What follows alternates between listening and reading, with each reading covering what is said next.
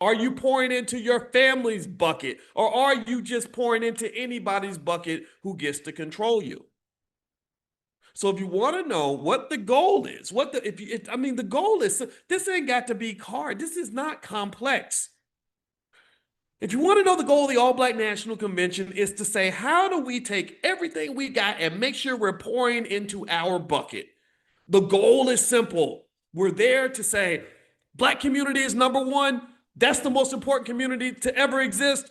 Our families matter more than anybody else's families. We want our people to do better. We're pouring into our buckets. That means bring your scientists, bring your doctors, bring your lawyers, bring your plumbers, bring your electricians, bring your school teachers, and let's figure out how to pour into the bucket. What's your bucket? And if you don't know what your bucket is, figure out what it's supposed to be. You're not here to pour into everybody else's bucket.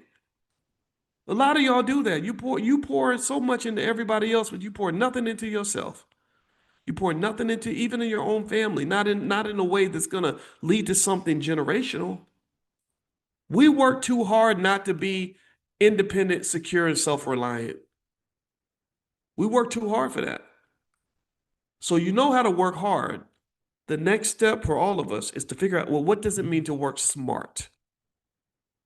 Does that make sense? Let me know if that makes sense. I had to spend a moment on that point because I really want you to understand that.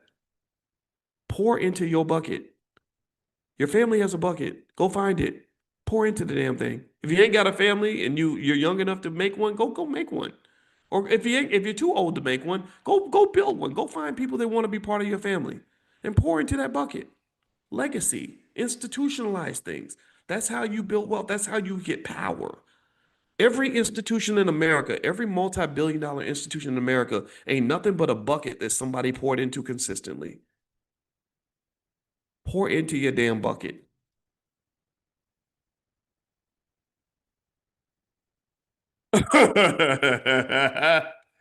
Woo, this is good. Man, Dr. Claude, I love this man. I mean, can we just talk about how much we love? I'm reading ahead, and I'm like, I was gonna stop, but I gotta keep. Okay, this is good. All right. Okay. So, all right. So here's what Dr. Anderson says. He says the wave of computerized technology that began in the 1960s rendered marginalized Black labor to be obsolete. It established a new public policy that maintained the inequalities between the races, absolved members of the majority society from feeling any guilt or accepting responsibility for what had happened to Black people, and categorically denied support to public policy or programs that would shift control and ownership of wealth and power resources from whites to Blacks.